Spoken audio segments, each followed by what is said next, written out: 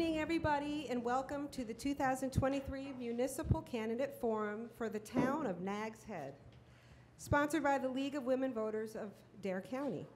My name is Courtney Gallup. I am the coordinator for this forum. I'd like to begin by thanking you all for coming, as well as thanking the candidates for participating in this event. I do want to let everyone know that we are videotaping the event this evening via Ray of Light Video Productions, and the tape will be available on the League of Women Voters website as well as on Current TV. We've been given a broadcast schedule, which you can take on your way out, giving the air dates for all of the forums. The League of Women Voters is celebrating its 103rd anniversary, and we're so proud to continue this tradition of bringing candidates and voters together in a way that empowers voters. At this time, I'm pleased to introduce tonight's moderator, League of Women Voters member Amanda Hooper.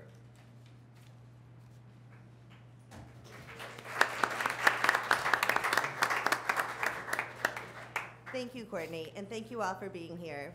Good evening. I'm a member of League of Women Voters of Dare, and I live in Collington. The League is a nonprofit, nonpartisan political organization. It encourages informed and active participation in all levels of government, works to increase understanding of major public policy, influences public policy through education and advocacy. The League maintains a strict, nonpartisan policy. It neither endorses nor opposes any political party or candidate.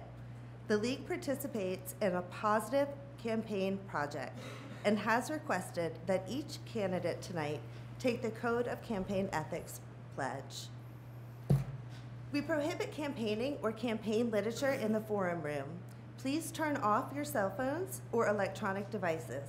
Texting is prohibited.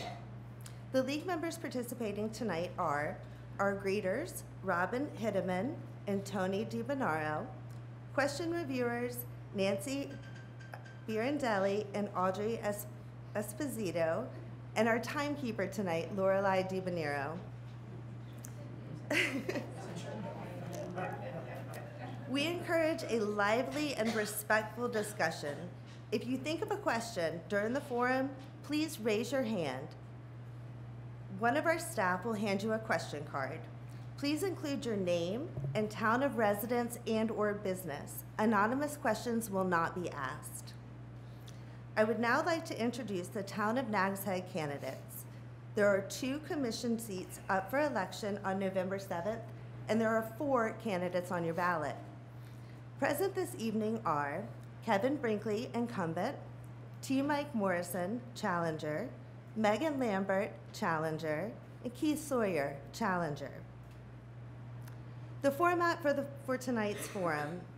Each candidate will have 3 minutes for an opening statement. The timekeeper will signal when the candidate has 30 seconds remaining. The timekeeper will stand if the candidate continues past the allotted time. Don't let her hit you. Next, candidates will respond to questions from the audience. Questions were either submitted prior to the forum by voters, or they may be submitted during the forum. They are signed with their town of residency or business location. League reviewers have reviewed and will review questions for clarity and to avoid duplication. We believe this procedure affords the greatest variety of subjects to be covered in the allotted time. If your question is asked and credit is not given to you, it simply means you are one of many who wanted to hear this response. The League advocates, sorry, I'm going to back up for a second. I will read the question as written and identify the submitter. The League advocates positive campaign practices, and we reserve the right to admit any question that is viewed as a personal attack. Questions may be addressed to a specific candidate or all candidates. Questions directed to a specific candidate may be answered by any candidate if desired. 2 minutes are allotted for the responses. The timer will signal when the candidate has 30 seconds remaining and stand if the candidate goes over the time allotted. Opportunities will not be extended to those who initially pass on a question. Candidates cannot follow up after their initial 2-minute response. Only one statement is allowed per question. Finally, each candidate is entitled to a 2-minute closing statement. Before we started, candidates drew numbers to establish the order for their opening statements. We will reverse that order for our closing statements. We will begin with the opening statement from Keith Sawyer. Good evening, ladies and gentlemen. I'm glad to see that everybody is here tonight and is looking forward to participating. I'm a local guy, been here for a long time, and I'd like to see things changed. I'd like to lower taxes, and I'd like to better the community. I want to serve the community. I want to serve for the board of Nags Head. I want to serve for the people in the community. I want to be your vote. I want to be your voice. I want to hear your complaints. I want to be able to be the one that touches on those subjects and try to reach a settlement or agreement that all the community can agree upon, not just one sector of the community, but I want to better the community in which we all live, work, and live in. Thank you for your participation coming out tonight. Look forward to your questions. Thank you, Keith. Next, we will hear from T. Mike Morrison. Good evening. Thank you, League of Women Voters, for putting this on for us. Thank you, the audience, for attending. First and foremost, I want to clear up one thing, and that's T. Mike. I've been asked, when I walked in here, I am asked all the time. My name is Timothy Michael. I came from a family of 8. My father was famous at giving names. Mine was T. Mike. He didn't like Timothy Michael. It was too much for him to say.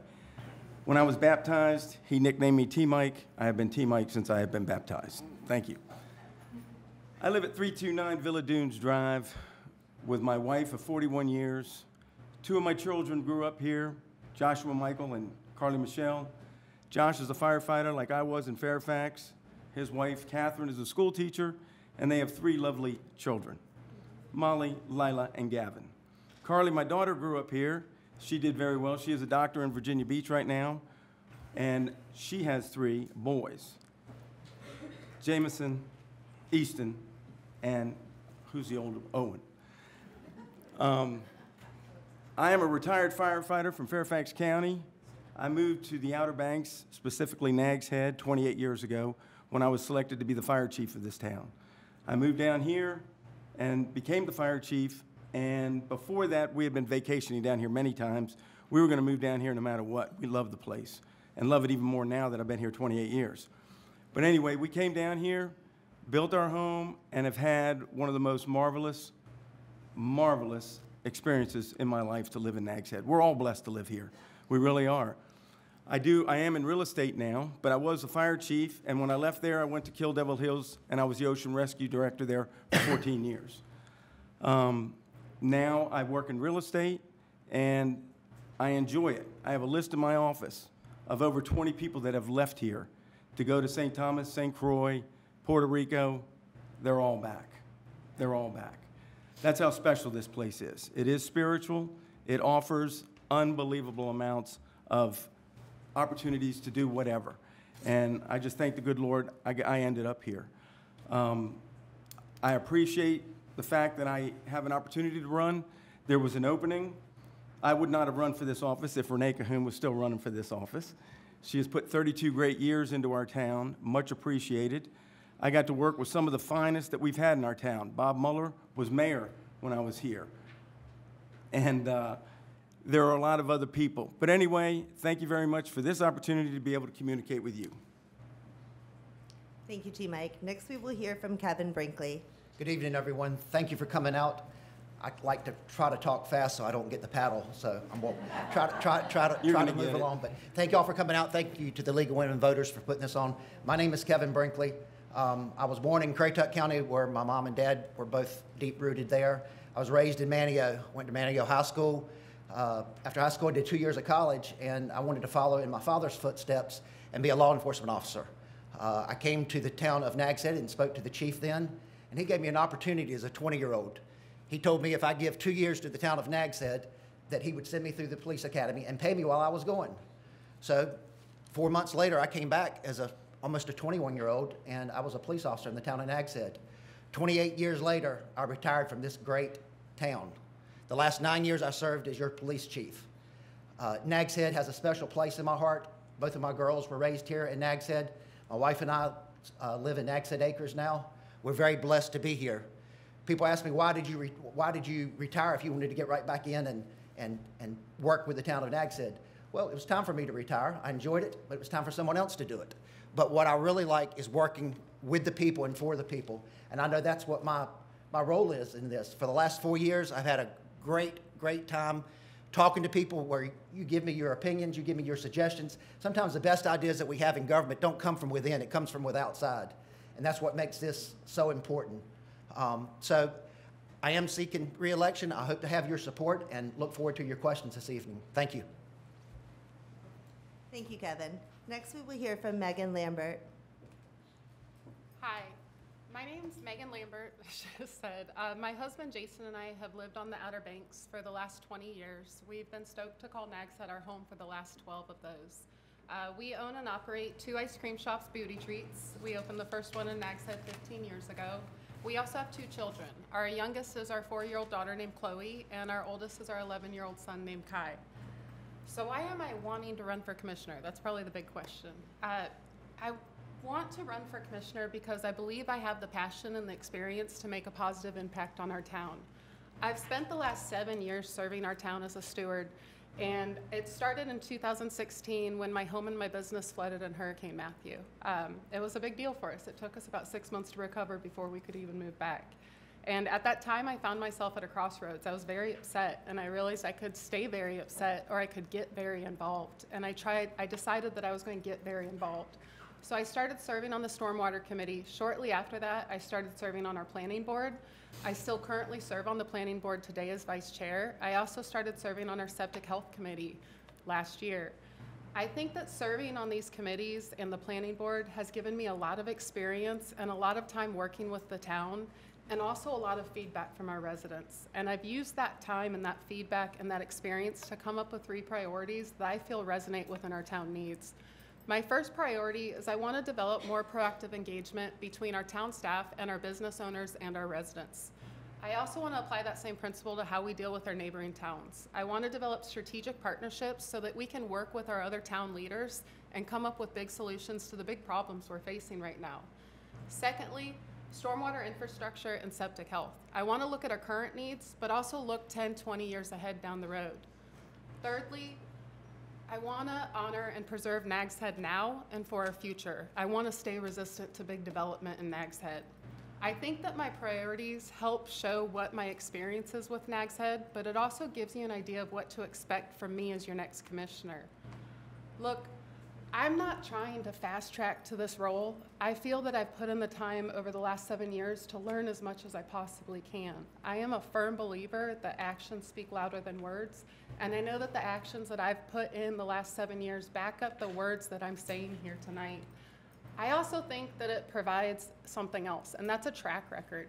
And that's a track record for you guys to know who I am, what I've done with the town, and what you can expect from me in the future. And I think that track record is a very valuable tool when you're trying to decide who to vote for. Thank you so much for letting me speak tonight. I'd like to thank everyone for being here. I'd also like to thank the League of Women's Voters for hosting this. I think it's a great opportunity, and I'm really excited to get started. Thank you, Megan.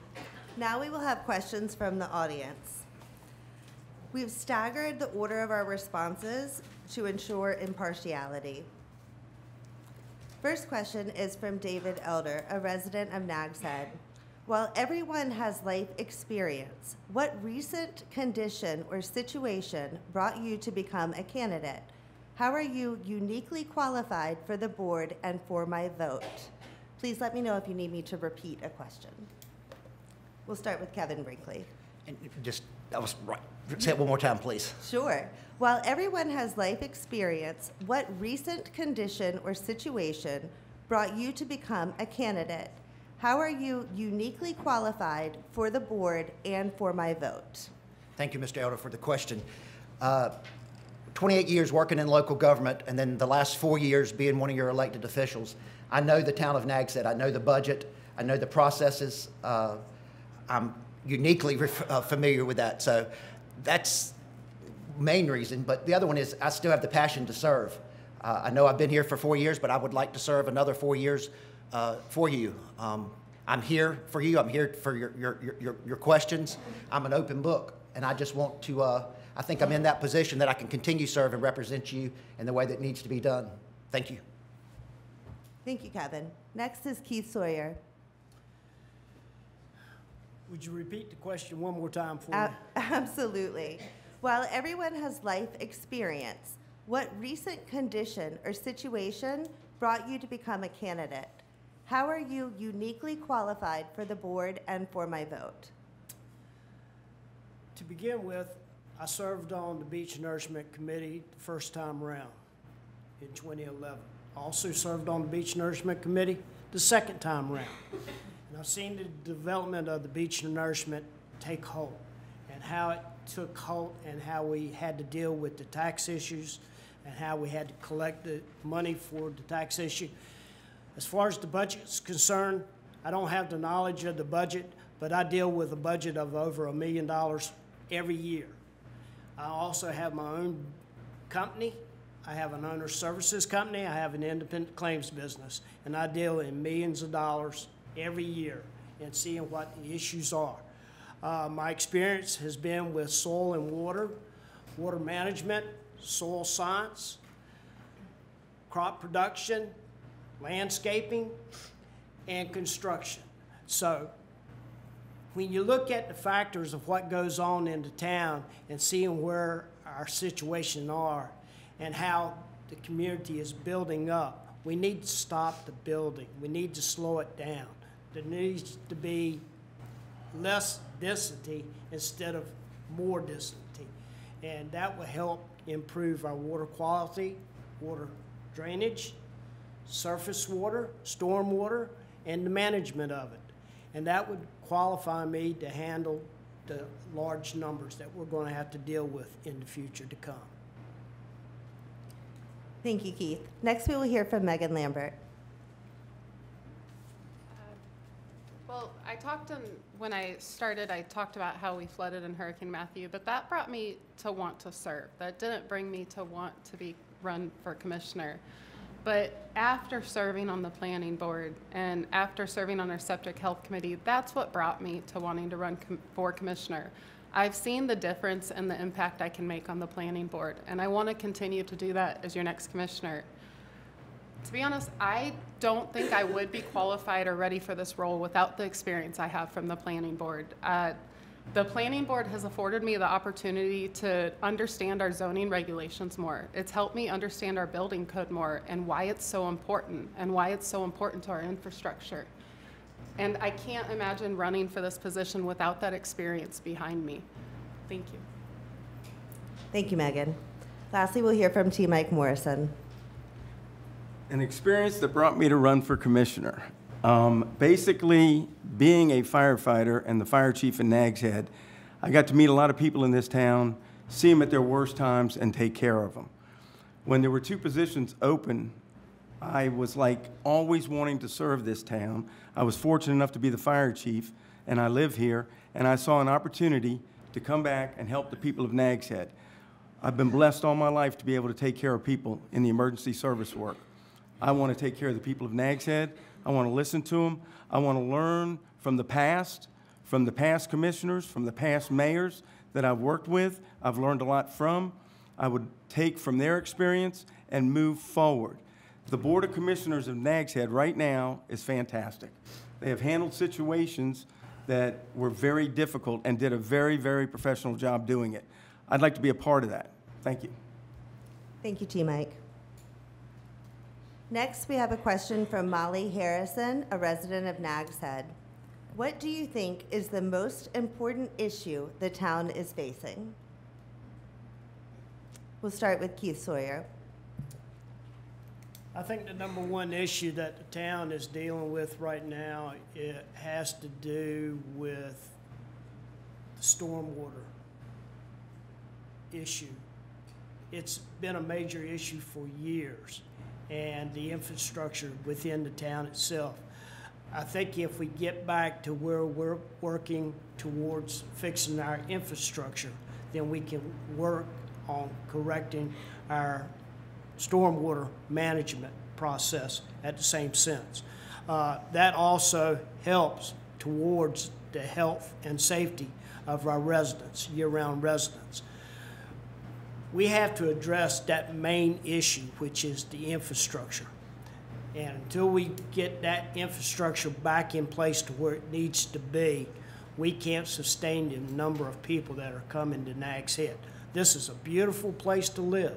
It's a beautiful place to work. It's a beautiful place to relax and enjoy life. And I'm in my latter days, and I enjoyed my time. So I enjoy working. I enjoy working for the people. Thank you, Keith. Next, we will hear from T. Mike Morrison. We're always going to have issues. And what is the most pressing issue that I feel right now?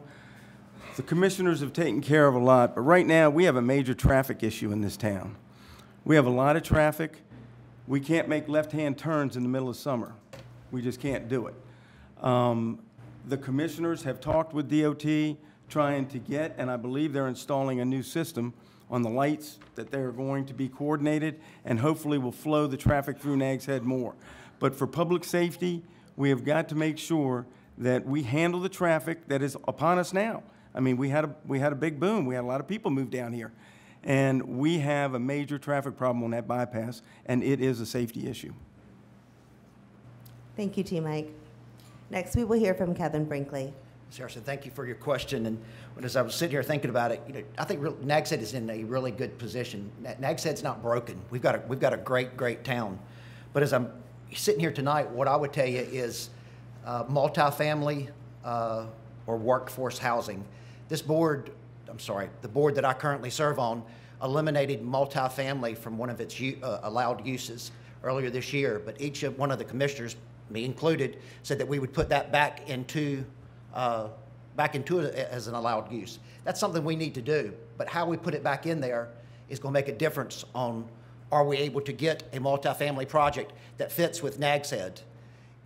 In addition to that, just that in itself is not going to solve our affordable housing or workforce housing problem. I think we've got to be creative in ideas. How can we look at people that had done short-term rentals, your Airbnbs? How can we bring them back into to do a year-round rental? How can we get when we put multifamily back into our ordinances, can we have incentives for a developer that we half the water tap bill or the building permit fee? How can we give them incentives to put something in place where people, we have workforce housing? And also, there's plenty of examples in the country where you can deed restrict these places where they're for people that work in the community.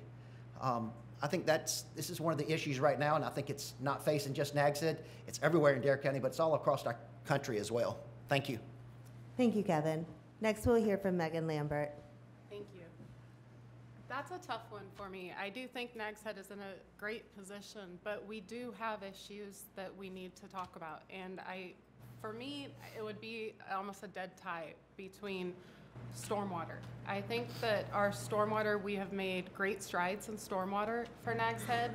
Our budget has gone from, when I first started working with the town, it was $230,000. Our budget in 2016, and our budget this year is $2.9 million. So we've made a lot of progress in stormwater, but I do not believe we're there yet. We have projects, we have a shovel-ready project that's getting ready to start in South Nags Head that they gravely need. I think South Nags Head, I'm hoping we'll see more work down there. And we have a project that just got approved by the board to accept a bid in Old Nags Head Place. But again, I do not believe we're there yet. And I think it's going to take our commissioners constantly keeping stormwater front and center, and no pun intended, being willing to pump money into it, because it is a priority. And stormwater, I tie it into septic health too, because stormwater and septic health are very much connected, and they're ultimately connected to our water quality in Nags Head. Nags Head is outfall dependent, so if we don't have proper stormwater infrastructure and success in stormwater maintenance and success in septic health, we do not have good water quality. I think that that is a huge issue for Nags Head. And I would be remiss if I didn't mention workforce housing and long-term housing. That is a big issue in Nags Head. It's a big issue everywhere, especially with the bill that passed 2 weeks ago. And we cannot ignore it. But I don't think it's something we're going to solve on our own. I've said it in my campaign throughout, and I'll sound like a broken record by the end of tonight, but I know we work better together. I believe we work better together, and I think we need to work with our other towns on this issue to come up with real solutions. Thank you. Thank you, Megan. Now we have a question from the league. Do you think that municipal governments can impact the low-cost housing shortage along the Outer Banks, and how? Say it again. Sure. Do you think that municipal governments can impact the low-cost housing shortage along the Outer Banks, and how? First, we'll hear from T. Mike Morrison. Yes, I believe government can help. There are many issues that need to be addressed, not just one, when we're talking about affordable housing and or workforce housing. To me, we need to address affordable rent for our workers. Back in the day, all of us, when I was running with the lifeguards, one of our main things we had to do was find housing for our lifeguards. So we would go to people and ask them if they would allow them to live there for a rent fee. We even purchased houses back then to put lifeguards in. Then all of a sudden, our long-term rentals, the people own the houses, decided instead of making $500 a month, I can make $500 a week doing Airbnb. And there went our long-term housing on the beach, and it went into Airbnb. I think that trend is starting to turn the other way. I think people are realizing that maybe they didn't make the right decision, that it's a lot more work, cleaning, maintaining, collecting money on a weekly basis when you could have rented it out on a monthly basis. That would help, hopefully, get our long-term rentals for our workforce. I believe that what we're doing right now, the county has come out on the bill that Megan's talking about, where they are trying to strip local government's ability to be able to enforce their building codes. That's ridiculous. I don't know how that got in there. And everyone that I've talked to is furious about it. How did they put in the budget bill that if you take money from the state and you build affordable housing, that you cannot regulate under your building codes, your height restrictions, your lot coverage, your setbacks? You can't do that? That's totally wrong. And I don't know who put it in there. I don't know why it got in there. I hope we find out, and I hope we remedy the situation. All the towns have sent letters of resolution to take care of this. We need to get together, make sure that that doesn't happen, that they do not take away the power of the town. And I would fight for that tooth and nail. Stop. Thank you, T. Mike. Next, we'll hear from Megan Lambert. Could you repeat the question just one more time? Sorry. Absolutely. Do you think that municipal governments can impact the low-cost housing shortage along the Outer Banks, and how? I do think they can impact it, but I think that, and I've said it before, I know that our towns need to work together more so than anything to have an impact on it. I believe that if our towns don't work together, we don't stand a chance on it. I don't think that it's a one-shot solution. I think that it's going to be a lot of solutions, and it's going to take a lot of thinking outside of the box. I also think we need to have community involvement in it as well. I don't want to just see leaders that hold office forming, like Dare County suggested on Monday, to form a task force that just involves leaders that hold office or a town planner. I also would like to see community involvement. I think it's really important that the community has a voice in it, because I am fearful that our communities won't want to participate in the solution if they don't get to be part of it and part of the planning stage of it. Thank you. Thank you, Megan. Next, we will hear from Keith Sawyer. Can the municipalities support the low-cost housing? No, they can't. We don't have the infrastructure in order to be able to afford the low-cost affordable housing. The low-cost affordable housing in today's market, today's interest rate, can't be done. Not affordable housing. Not the average family cannot afford to pay a $4,000 mortgage payment every month. and pay taxes and insurance and keep up with the house, not in a coastal community. We don't have the land mass in order for the low-cost housing within the municipalities here. Can municipalities control that to some extent? I'd have to agree with T-Mike. Yes, they should be allowed to be able to regulate the size of the lot, the size of the house, the height of the house for safety purposes and everything. But as far as low-cost housing, municipalities can't afford it. They have too many other issues at hand they have to take care of. And the main thing, you got to get back to the infrastructure. There again, it all falls back to the infrastructure and the stormwater, the septic systems. We don't have the land. Megan's talked about this. I've talked about it. Everybody else has talked about it. Where's it all going to go? We've got to have a landmass somewhere that will support the low cost. The towns can't do it. Thank you, Keith. Next, we will hear from Kevin Brinkley. I feel like I'm kind of repeating myself, but first of all, yes, we can. We can do that. The Nags Head Board is aware of the bill that was passed, obviously, and the Nags Head Board has taken certain actions to hopefully address that.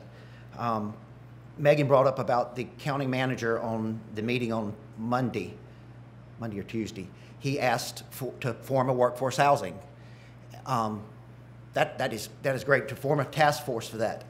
He initially had said that he just wanted a manager and a planner, I think, from the towns. He has since gone back on that and is asking for more involvement. He's actually going to reach out and go further. He's going to have people from the realtors, the restaurant association, a number of different groups coming together to hopefully come up with an idea collaboratively that we can work towards some solution, which I think is working together.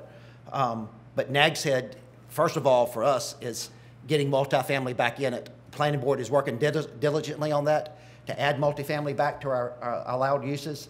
But again, I think we have to have incentives for a project to be done, and then also address the people that are using the Airbnbs. My in-laws have 2 Airbnbs in KDH on the west side. One, the small one's doing good. The other one they put into a year-round rental, and they love it. I don't think they'll go back to Airbnb. So I think that's out there, and I think if we work with our residents, I think we can maybe address some issues there. Thank you. Thank you, Kevin. The next question we have is from the league. What do you think the use of Soundside Park site should be that benefits Nags Head citizens the most? We'll start with Megan Lambert. Soundside Event Park, in my opinion, has been doing fantastic the way it is right now. I've heard a lot of feedback about Soundside Event Park, and the biggest thing I hear from everybody is we like our green space. We like our green space. And I have a hard time thinking about doing any sort of big development on that when I know that that's what everybody wants, myself included. Nags Head is very fortunate. We've done a very good job of making sure we've done things like Dowdy Park, and we've kept it green and we've kept it open. So anything, when we've talked about a convention center at Soundside Event Site, when there was talk of a hotel at Soundside Event Site, anything that we think about doing there, I think, one, we need to think of a way to keep it open and green. The events that have been going on there have been very successful, and I want to keep it open for that reason.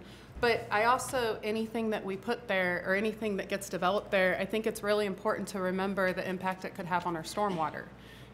If we develop that site, we have to make sure that it falls in line with Nags Head's building code and our regulations as well. If we don't, we could have serious impacts to our stormwater. And I'm not interested in doing a big convention center there, or seeing a big convention center there, or seeing a big hotel there, because ultimately that's not what the residents want, and I don't think that's what we need. Thank you. Thank you, Megan. Next, we will hear from Kevin Brinkley. Thank you for the question. What a great site. When I think of that place, I think of back when I was growing up, there was the Windmill Point Restaurant was on the south side, and then there was a roller skating rink with a ghost ship out in front of it.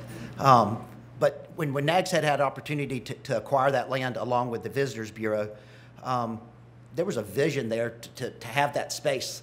And what other place in Nags Head can you go and you look out like that, except maybe on top of Jockey's Ridge, but to look out over there and see the sound? What if people want to go see the sunsets? Go there. That's what I tell my new neighbors that had visitors. Go see that place. So I like the green space. I did go to a presentation that the Visitors Bureau, Mr. Lee Nettles, presented at the event hall down here in Nags Head about some proposals. I haven't, as a board member, I haven't seen anything come, before us for consideration. But I think the site is being utilized. We're having some great events there. One of the biggest is the Outer Banks Seafood Festival that's getting ready to come up. So I think we need to be protective of that site, and anything that goes there, we need to keep in mind. People that I talk to, they like the viewscape. They like what you see. So anything that we do there, I think, needs to be low impact. Thank you. Thank you, Kevin. Next, we will hear from T. Mike Morrison. As you've heard from Megan and Kevin, it's a beautiful site. I've enjoyed it. A lot of us have enjoyed it. The Seafood Festival, the Jeep Jam. There's a lot of good things that go on down there. And I'm with Megan. I'd like to see it left alone. And Dowdy's Park, when I used to vacation down here, they had a Ferris wheel, a tilt-a-whirl, a scrambler, and the kids loved it. Well, we put a carnival down there on that site 1 week out of the year. I would like to increase that because I think it's much needed for the children that when they come down here, they have that one night or two to look forward to going to a carnival, which we don't have. That left when Dowdy's Park left us. But that said, everything that they're doing, the site is just drop dead gorgeous. It's gorgeous to go down there. The town, in coordination with the Nags Head Police, have done a tremendous job on traffic control and parking to make sure that it is handled adequately and safely. And I commend the town for doing that. And I would like to leave it alone and use it the way it is. Thank you, T. Mike. Next, we will hear from Keith Sawyer. I'm in agreement with all of my fellow members here. I think we need to leave the site like it is. I mean, it's a beautiful site. The sunsets are gorgeous. I mean, what more could you ask for? If you want to get away and just be by yourself and watch the sunset go down, what more can you ask? I mean, why do anything with it? Leave it like it is, The only problem that I see with it is the traffic. But there again, that's only once a week out of a year. So we can deal with that. So I say leave it well enough alone, Thank you, Keith. Our next question comes from Bob Muller, a resident of Nags Head. Do you support the town's Todd D. Kraft Septic Health Initiative? Do you believe that on-site wastewater should be the town's long-term strategy for wastewater? We'll start with T. Mike Morrison. So we're talking about the Septic Health Initiative where we're dealing with our septic and we're trying to give people an incentive to maintain their septic tank, which helps maintain our groundwater. I think it's a great program. I think the committee that Megan and Bob have served on is fantastic. If you take care of your septic, you can get a credit towards your water bill. I think that's an incentive that is fantastic that the board has allowed. I think we need to continue more of that. I think when we're dealing with the septic tanks, there are a lot of septic tanks in Dare County. We have a lot. And as Megan's talked about with storm water, if we had a rain event, now I'm not talking about 1 to 2 inches, I'm talking about 6 to 10 inches of rain in a couple hours, we're going to have a lot of issues with our septics if we don't take care of them. So yes, I think that program is fantastic. I think that they're still moving forward to better it, and I commend them for it. Thank you, T. Mike. Next, we will hear from Keith Sawyer. I kind of agree. I think the septic system is working properly at present time. Could there be improvement? Sure. Anything can be improved upon. But there again, it takes time. Time takes money. So you have to look at it. What kind of rainfall we're going to have? How's it going to affect the groundwater? How's the storm water affecting the groundwater? How often do we get 6, 8, 10 inches of rain in a year at one time? All of that goes back to the infrastructure. the infrastructure's in place to be able to handle the influx of personnel and people into the communities, then the septic system's got to be improved upon each and every time. So as long as we stay on top of it, and I think the program's great, as long as the homeowner agrees to everything, leave it alone. Thank you, Keith. Next, we'll hear from Kevin Brinkley. The Todd D. Kraft Septic Health Initiative, named after a former fellow worker of mine and friend here at the town of Nags Head. He was the first environmental planner, I think was his title then, for the Septic Health Initiative when this was put into place. This program leads the way in Dare County. It leads the way in the state. We're the only county, or the only town that does this. We have an employee that will come out and inspect your septic tank for free. If he can't do it, we have contractors that will come out and do it. If it needs to be pumped, they can recommend a list of people who can come and pump it. After you pump it, the town will give you a $150 credit on your water bill just for getting your septic tank pumped, and you can do that every 3 years. I mean, what a great idea. You can check to make sure it's working properly, get it pumped, and then get $150. What the town has recently adopted within the last 8 months ago was the decentralized wastewater management treatment plan, and it's a plan that kind of lays the future for Septic Health Initiative. And out of that came the Septic Health Advisory Council, which I happen to sit on as the board liaison, and Ms. Lambert is there as well. And what we're able to do, because it's all tied into groundwater, you can tie that into stormwater. We were able to purchase groundwater monitoring, data loggers, water quality testing instruments. It's all important. Just because if the water's sitting up top, you want to make sure that it's, you want to test it. We want to test the water in the ground. So this program is second to none. My only wish, we're going to continue doing great things with it. We're going to do nothing but improve. My only wish is that the other towns will get on board as well and be as good as we are. Thank you. Thank you, Kevin. Next, we'll hear from Megan Lambert. I am very proud of the town's septic health initiative. It was initiated in the year 2000. And like Kevin said, it does offer amazing things. It offers you the free pump out, or the $150 water credit on your water bill when you do a pump out. We'll also locate your tank for you. Another really cool component about this program is if we come out and we find that your septic system is in repair needs or needs to be replaced, Nags Head will offer you a low interest loan. And that is imperative, because if we have a failing septic system, a failing drain field, that's not just the homeowner's problem. That is going to be the neighbor's problem. That's going to be a lot of people's problem and the town's problem ultimately as well. So this septic health initiative, in addition to offering pump outs, the low interest loan, locating your tank, I recently just ran into a couple the other day that had to have their tank pumped out and inspected and found out that their system did have to be repaired. And they did not have the budget to do it, but they used our low interest loan program to do it, and they were able to replace it. And they told me had that not been available to them, they would not have done it, and they would be waiting until next year when it was in their budget. So to me, that's just one of the many success stories I've heard about our septic health initiative. I serve on the septic health committee with Bob Mueller as well as Kevin, and I think that we do a lot of really great things there, but one of the biggest things that I've seen happen is we're picking up momentum with this, and I'm excited to see where we go with it over the next 3-4 years.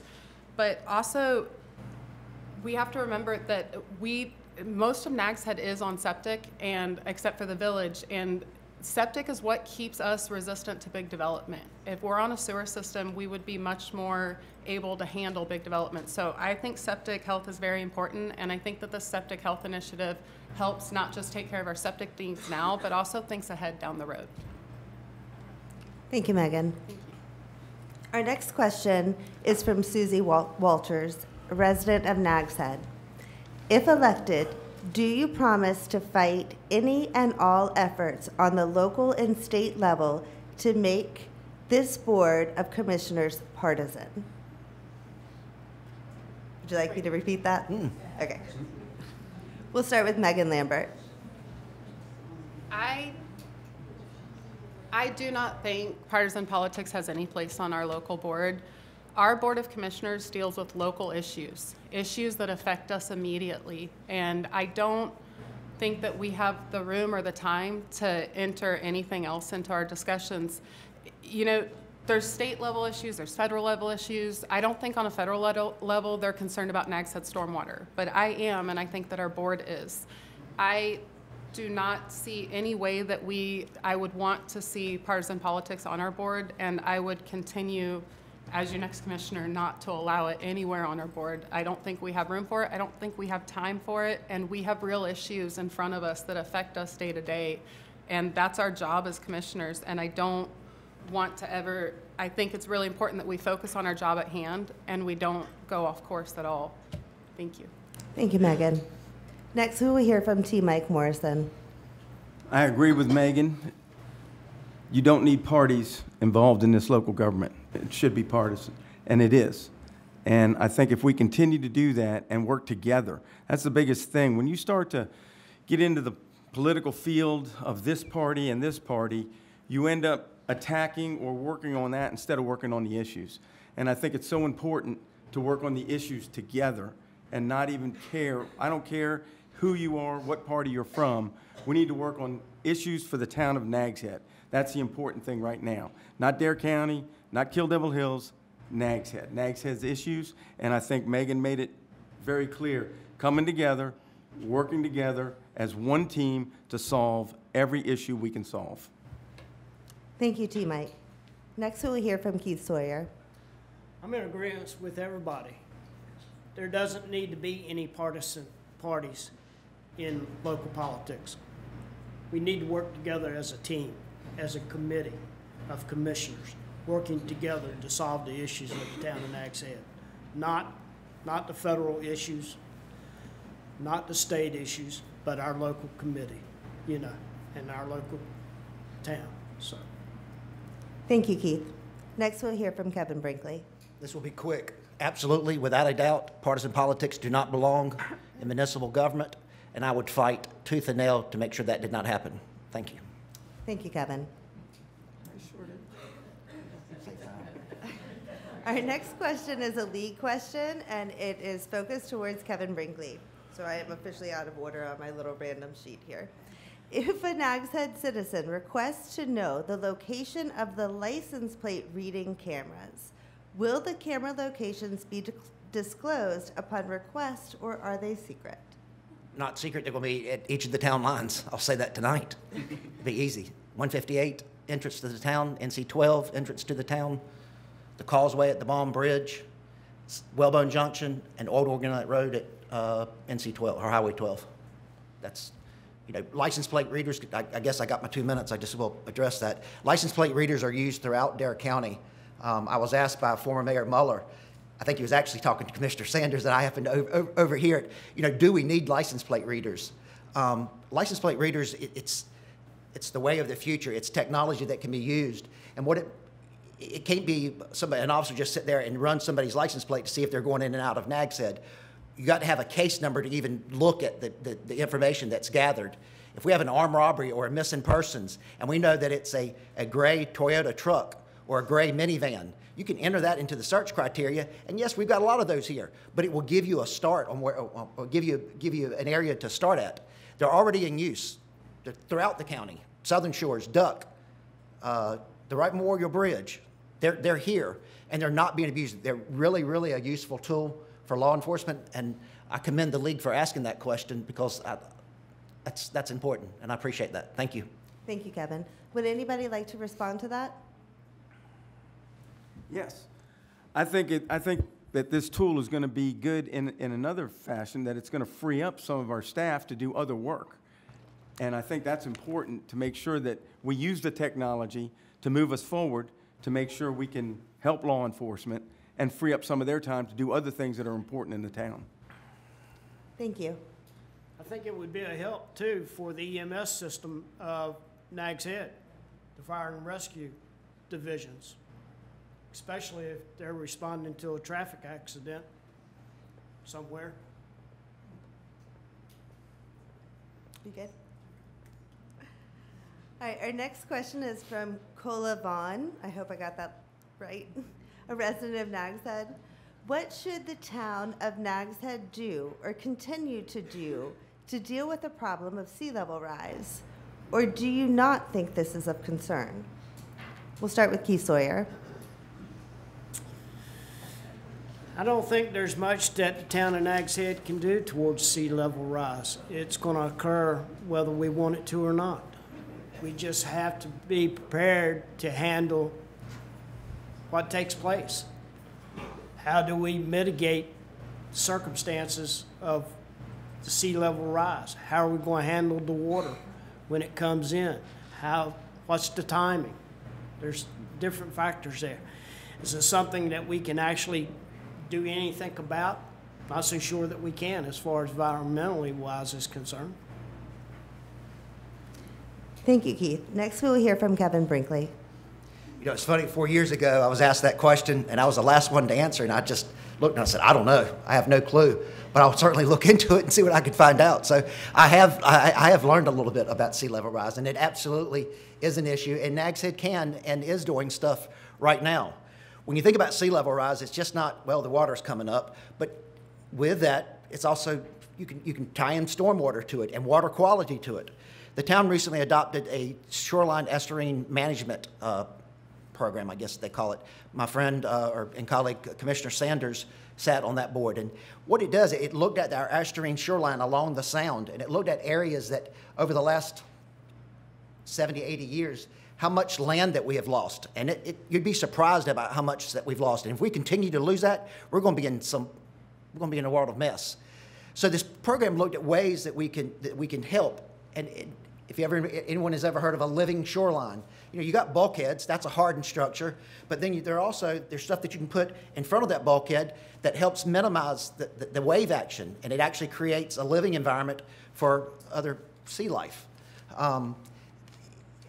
I never thought that I would know something about a living shoreline. Mr. Buxton talked to me about it several years ago, and now part of this estuarine management program. It's exciting to see what came out of that study and the program that we adopted. They're looking to get grant funds to do these projects along our sound front. So yes, we are doing something about it and continue to do something about it. And again, I think Nags Head is leading in this as well. Thank you. Thank you. We try not to say too many personal things, but I'm in the process of building a living seashore in Stumpy Point. Super excited about it. Next, we'll hear from Megan Lambert. I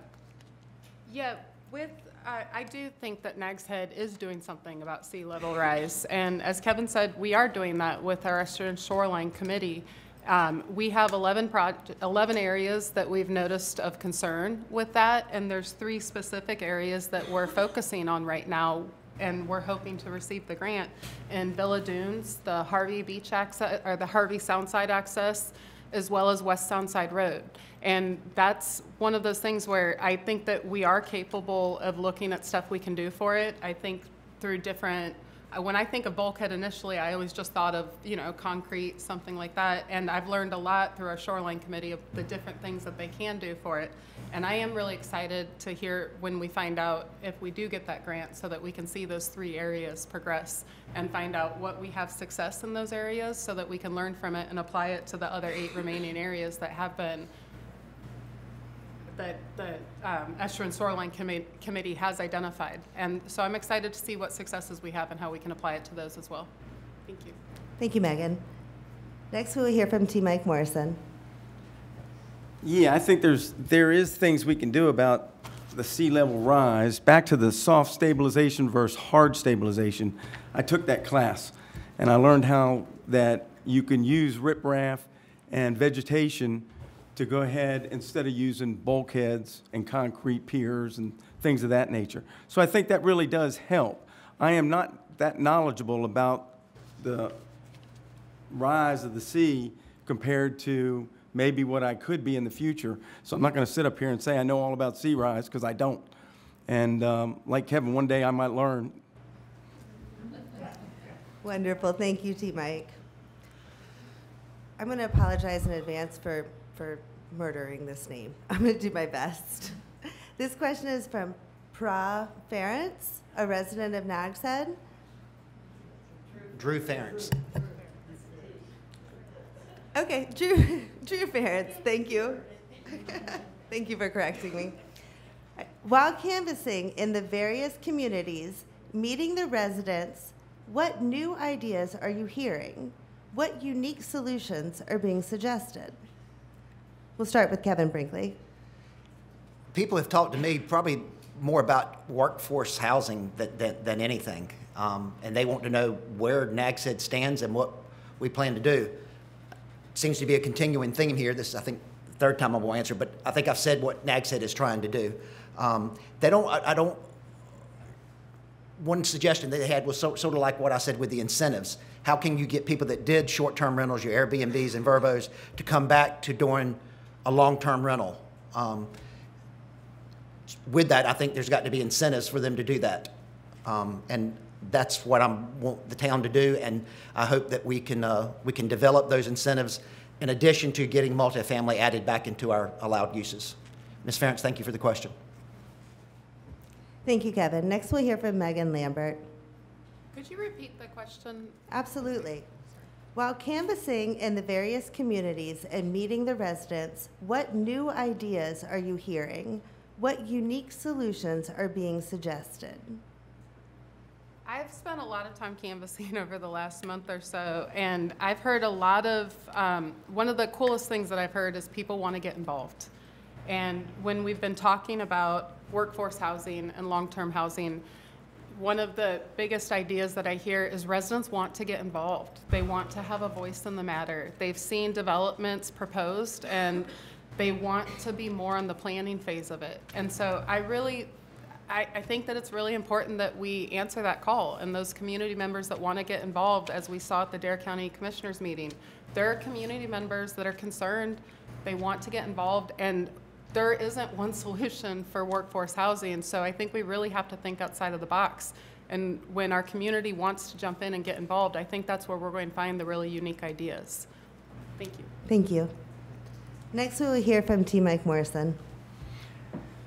There's a couple issues that have come up. Recycling was a big issue. A lot of people are wondering about our recycling. You know, we used to have recycling throughout the whole town, and then that was taken away.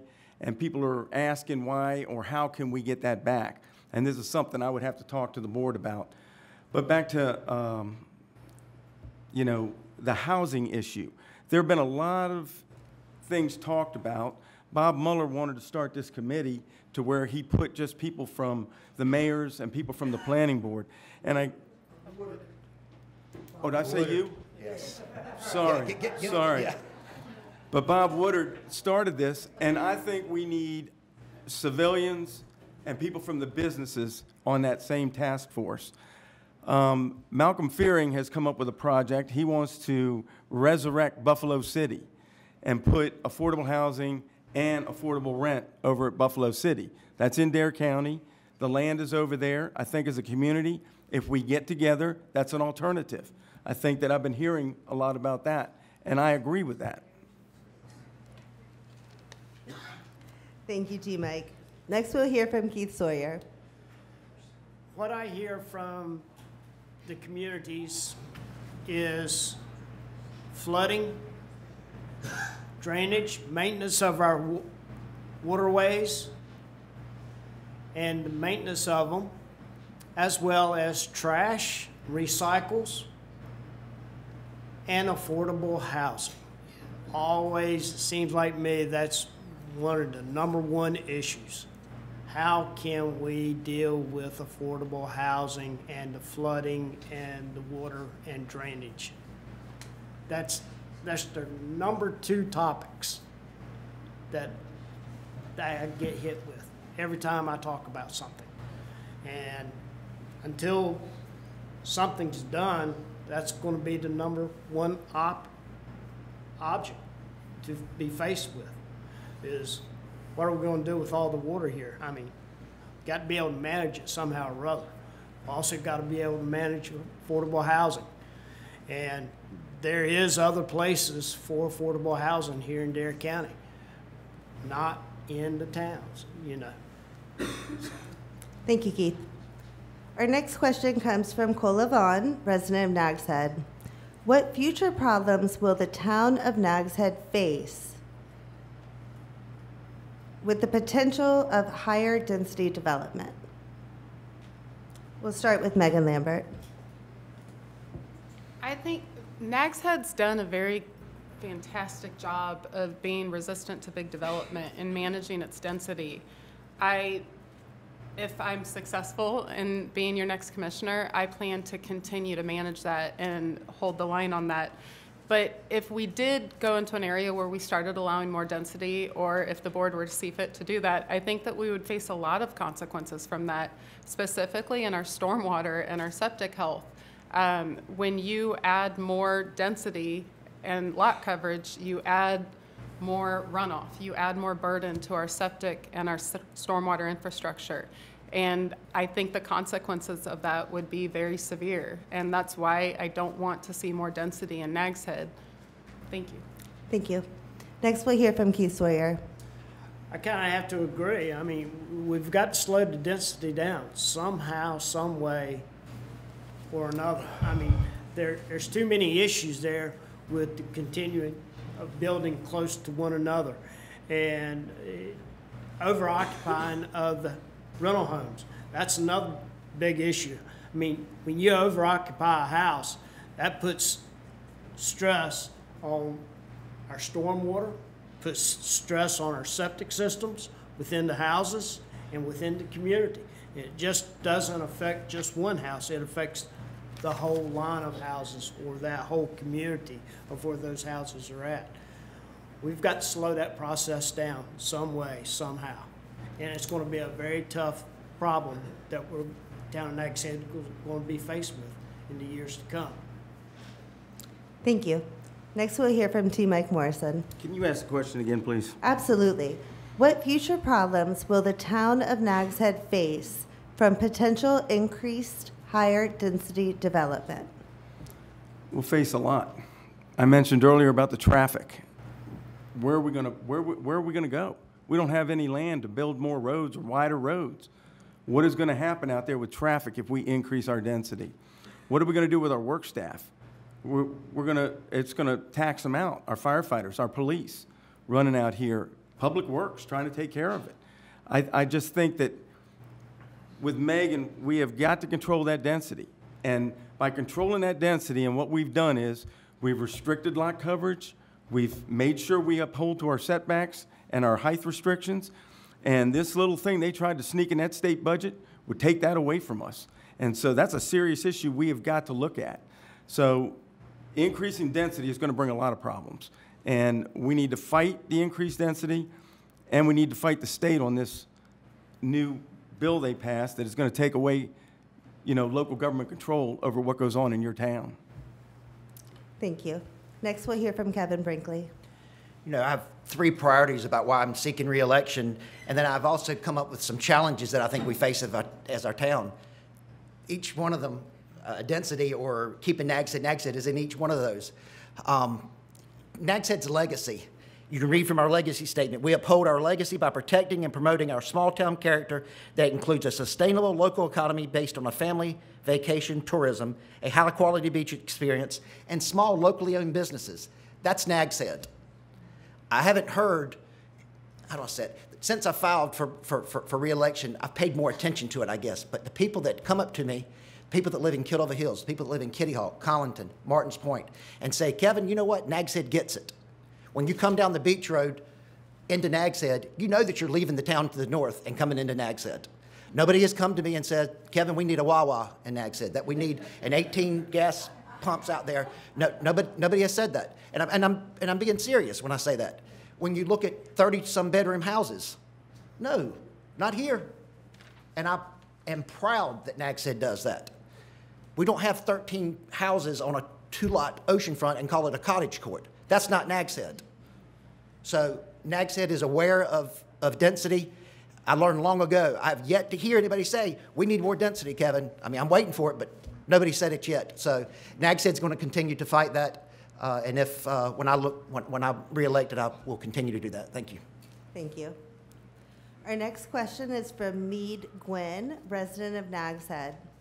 Would the town consider purchasing the Village Beach Club and Nags Head golf links for public use? We'll start with T. Mike Morrison. Tough question. I golf there all the time. It's a beautiful piece of land. not too far in the past, it was brought up when Club Corps owned it, that there was a possibility they were going to sell it and develop it. Back to the density question that Kevin just said. If the town would purchase that to preserve it, can we find the grants? You know, can we do what the commissioners did with Dowdy Park and that beauty that they took care of up there? Can we find the money to purchase that and keep it from being developed? If we can, yes, we need to do it. But that's a lot. That's a lot. I don't know where or how we could acquire that piece of land. And I like it the way it is because I like to golf there. Thank you. Thank you, T. Mike. Next, we will hear from Kevin Brinkley. How awesome would that be, Mr. Gwynn, for Nags Head to have that? I say that in that, you know, the town gets approached quite often about, hey, I would like to sell you my piece of property, and the board considers each one of those options. We had a closed session yesterday that had to do with the acquisition of real property. So I can't imagine what that would look like. I mean, what a great idea.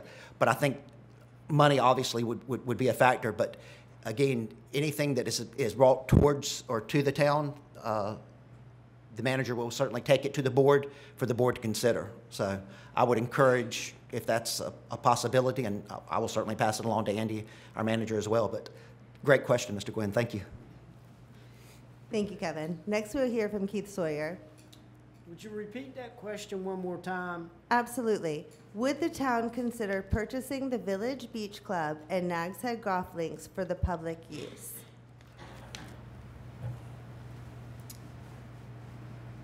I wouldn't advise it, because then you're opening it up to different interpretation as to what it could be used for. You're going to open it up to the public. Are they then going to want to take and turn it into condominiums, take away the golf course, take away the beauty there? Nah. I'd be against it. Thank you, Keith. Next, we'll hear from Megan Lambert. That is a very beautiful piece of property. I think I heard someone at the meeting yesterday mention that it was for sale for $20 million. Right. So it is a beautiful piece of property. I think that any purchase like that, I think it's a responsibility of the board members to make informed decisions. And before any decision like that would be made, or support for a decision like that, I would want to hear what our town staff recommendation was.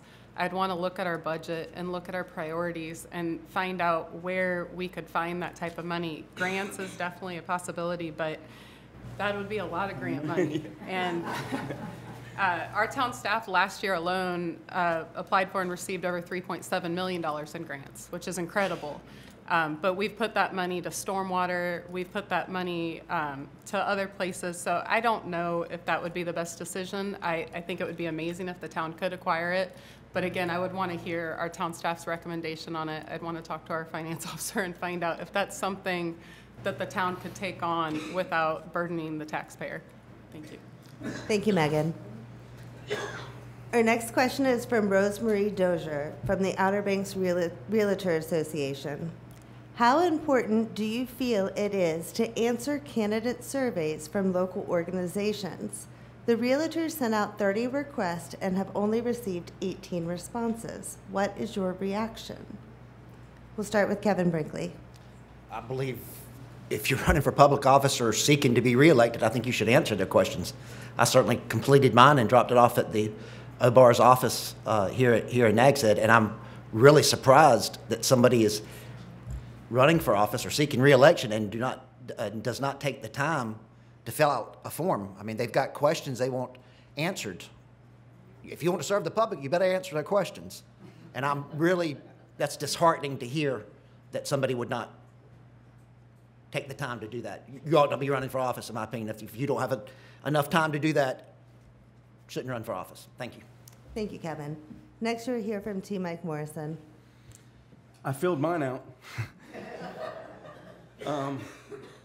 Yeah, I mean, we're up here and we want to represent the town and we want to work for you. This is a job interview. And in doing so, if an organization like OBAR, Outer Banks Association of Realtors, has questions, I think it's imperative that we answer those questions. And I think, you know, for the whole Dare County, we have to come together and solve these great problems that we have. And I'm with Kevin. If you didn't take time to fill out that survey, then you shouldn't be running for office. Thank you, T. Mike. Next, we'll hear from Megan Lambert. Yeah, I think that if you're running for office, if anybody, any business owner, any constituent takes the time to ask you a question, you really need to answer them. And you need to take the time and make sure it's thoughtful answers. And with that survey, they took the time to ask us a lot of questions. And I think it's really important that we take a lot of time to answer all of those questions that were asked, and I was proud to do that. Thank you. Thank you, Megan. Next, we'll hear from Keith Sawyer. I filled mine out. Whether or not they like my answers or not, it's another story to be told. But yeah, us as candidates, when we're asked a question, we need to have an answer, or at least look for an answer for our community that we're serving and that we want to serve for. So yes. Thank you, Keith. This will be our last question for the night.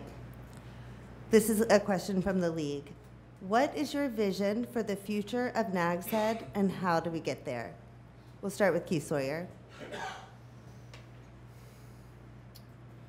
I think Kevin read the statement as to how our town should be. Family-oriented, a beach resort for our families to come and enjoy life.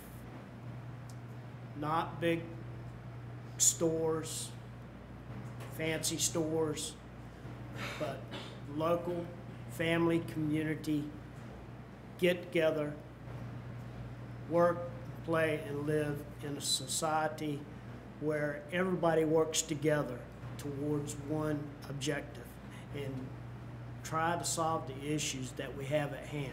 Not try to solve the world's issue, but our community issues. How are we going to take care of our residents of our community? How can we serve them? How can we better serve them? And how can we be their voice for them? Thank you, Keith. Next, we'll hear from Megan Lambert. My vision for Nags Head is a place that we love to live and work, a place that welcomes visitors, a place that stays resistant to big development, that stays resistant to density, and a place that manages our stormwater infrastructure and our septic health at the same time, so that we ultimately have good water quality. Because if we don't have good water quality, we don't have a place that people want to live and work. We don't have a place that people want to visit.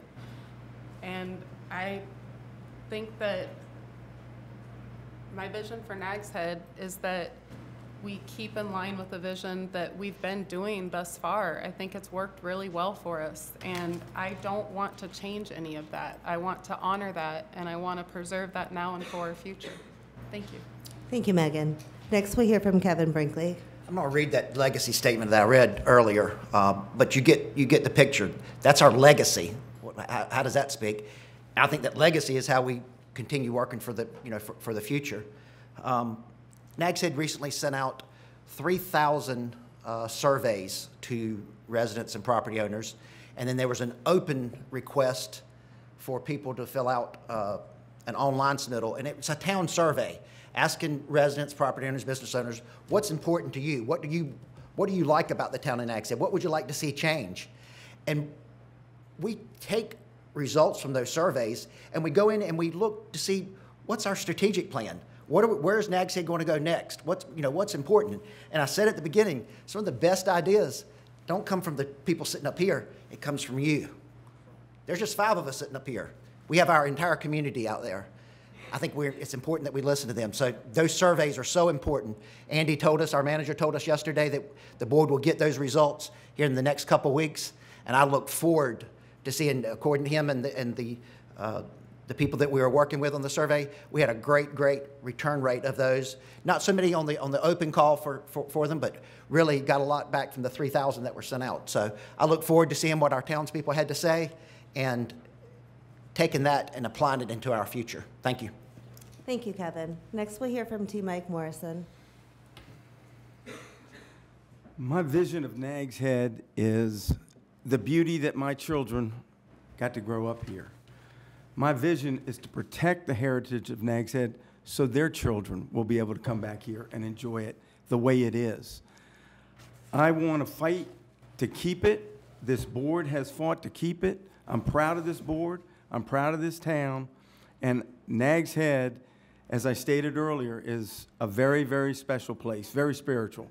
And if I am allowed to serve this town, I will fight to make sure that we preserve the heritage and character, and I will fight to protect it.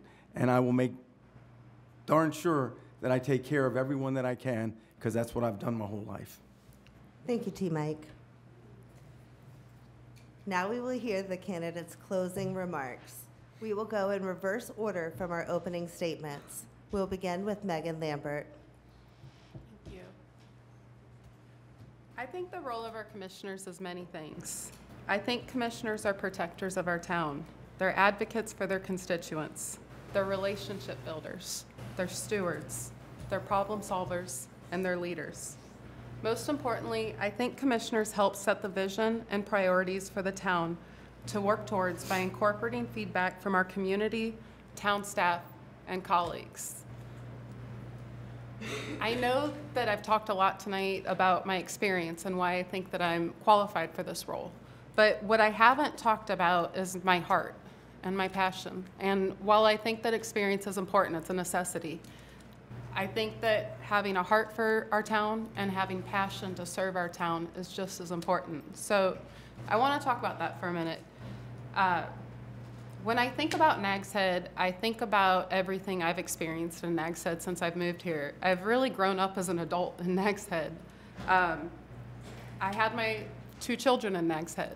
I started my business with my husband in Nags Head. My husband and I bought our first property in Nags Head. My husband and I flooded in our home and business in Nags Head. We recovered in Nags Head. And I think when I look back and I think about everything that's happened to me in my adult life, my mature adult life, I think that I've really grown up here, and a lot of good things have happened here, a lot of hard things have happened here, and it's really shaped me and my family into who we are today and will continue to shape us for the future. And that's why my heart is in this, and that's why I'm so passionate to serve Nags Head. I want to give back to a town that I know has given me so much. And I think that that commitment is important for you to see, because it shows how invested I am and how invested I will be when I serve as your next commissioner. Thank you so much for coming tonight. I'd also like to thank the League of Women's Voters for hosting this event. I think it's an awesome opportunity for us to engage with one another. I've really enjoyed your questions, and if anyone has any other questions, please feel free to reach out to me anytime. I'd love to talk. Thank you. Thank you, Megan. Next, we'll hear from Kevin Brinkley. First of all, thank you to the League for hosting an awesome forum. And to you all for taking the time out of your Thursday evening to come here and join us. I appreciate the questions that you had. You know, Megan brings up a good point, the love for Nags Head. You know, I told you I grew up in Manteo, but Nags Head was where my heart was. My first job was at 13 years old at Tell the Well restaurant, bussing tables for Dan and Kathy Bobby. I'm sorry, for Don and Carol Bobby. Dan and Kathy run it now. You know, and I stayed at that job. I had other part-time jobs renting jet skis and stuff, but I stayed at that job until I started it here at the town, 20 years old. I still waited tables there when I was 18, 19, and then when I started the job here at the town, I left. But I really love Nags Head, and even though I've served y'all for 28 years as a law enforcement officer and 4 years as a board of commissioners, I have more to give to this town, and that's what I want to do. I thought it was going to come up. I didn't say it in my opening, but the priorities, why am I running? We talked about the multifamily, which I talked about, and then the legacy, keeping Nags Head, Nags Head. The other one is just real quick, bike and pedestrian safety is very important to my heart. Too many times in my previous occupation, I saw the results of not having adequate infrastructure and people not obeying the traffic laws, motorists as well as people walking and bicycling. So keeping the bike ped at the forefront of, we've done a lot, but there's still more to do. We need to finish the multi-use path in front of Jockey's Ridge from Carolina Drive to Soundside Road. That's in our plan to do. And we need to finish the multi-use path in front of the village of Nags Head. That's really going to be a big tie-in. So I promise to fight. I'm an open book. I'm always willing to talk. If you have any questions, please don't hesitate to reach out. And again, thank you so much for coming out. Have a great evening.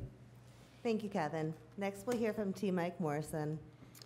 Again, also, I'd like to thank the league for putting this on and allowing us the opportunity to come up here and speak. I'd like to thank you all. There's a lot of you out there that I've been friends with, that I met by coming down to this beautiful town. I've enjoyed it very much. I enjoyed working here. I enjoy living here. I enjoy playing here. My children grew up here, and they are highly successful because of being brought up in Nags Head and the school system that we are lucky enough to have. Again, thank you very much for coming. I really want to help this town any way I can, and have a great night. Thank you, T. Mike. Next, we'll hear from Keith Sawyer. When I think about Nags Head, I think about the times growing up, my early parts of my life, coming down and surfing between the pilings of Jeanette's Pier, spending nights in a pup tent along the beachfront,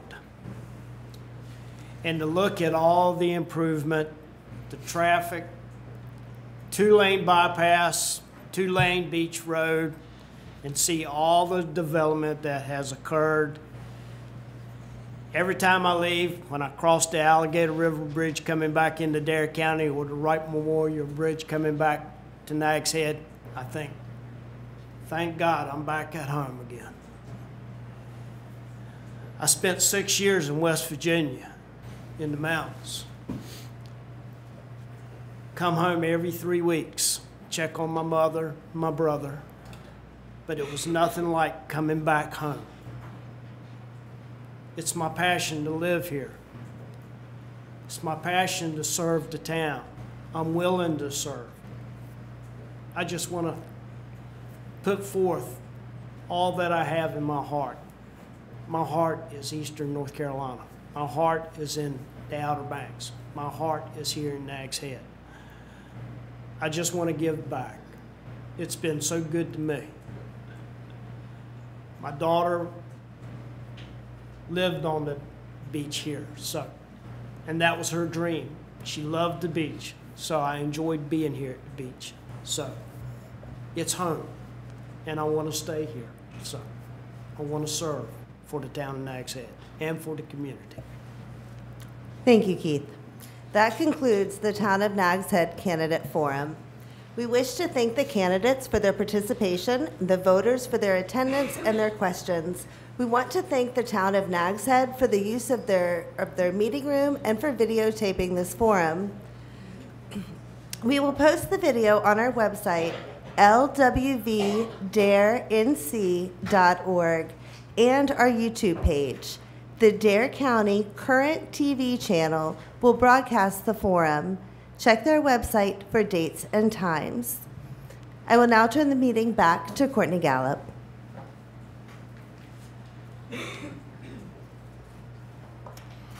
This year, we have asked all candidates to participate in the League's online voter guide called vote411.org. This is a one-stop website that voters may use on their phones or on their PCs. Once you key in your address, you can view your ballots, view candidate information, their philosophy statements, social media links, and also their responses to our questions in their own words. There's lots there and more. I'm happy to report that we had 100% participation. All of our candidates responded to the questions at Vote 411. Thank you. This year, Vote 411 will go live, and that will coincide with the early voting start, which is on October 19th. There are 2 more scheduled forums. The dates and times and locations are on this rack card, which you can take as you leave the auditorium. Very important reminders. Please remember this year you will be required to present an acceptable photo ID in order to vote. Again, on the back of this rack card, you can refer to this information. That includes You must have a North Carolina driver's license, a state ID from the DMV. A driver's license is acceptable from another state or the District of Columbia or a U.S. territory, or a U.S. passport or passport card. The North Carolina voter ID card is issued by the County Board of Elections. College and state university IDs are approved by the State Board of Elections as well. If you do not have a valid photo ID, you can obtain one from your County Board of Elections prior to the election through the end of the early voting period, which is November 4th. If you have any questions regarding voter ID, please contact the Dare County Board of Elections at 252-475-5630. If you don't have a valid photo ID card on Election Day, you may still vote and have your vote counted by signing an affidavit of reasonable impediment as to why you have not been able to present a valid photo ID. If you have questions again regarding this, please contact the Dare County Board of Elections. Important reminders: the last day to register to vote is October 13th at 5 p.m. We do have registration forms available for you on the rear table. If you miss the voter registration date, you can still register to vote at the one-stop early voting sites. Early voting begins Thursday, October 19th and runs until Saturday, November 4th in 2 locations: the Dare County Administrative Building in Manio or the Kill Devil Hills Town Hall Building in Kill Devil Hills. The hours are Monday through Friday, 8:30 to 5 in Manio, Monday through Friday, 10 to 4 in Kill Devil Hills, plus Saturday hours on November 4th are 8 a.m. to 3 at both locations. Concerning absentee voting ballots, they may be requested from now until October 31st by 5 p.m. Absentee ballots must be returned to the Board of Elections by November 7th, Election Day at 5. We do have absentee ballot forms on the back table, or you can certainly request one online from the Board of Elections website. Final reminder, of course, Election Day is Tuesday, November 7th, at your assigned precinct, which happens to be for us Nags headers in this boardroom. Finally, we do encourage you all to consider joining the League of Women Voters, men and women, and we don't discriminate. And the purpose of the League of Women Voters and joining us is that we strive to defend democracy. League of Women Voter membership applications are available on the information table as well. We thank you all for participating and for coming out tonight. I was just honored to be in this role, my first time. Thank you very much, and have a great night.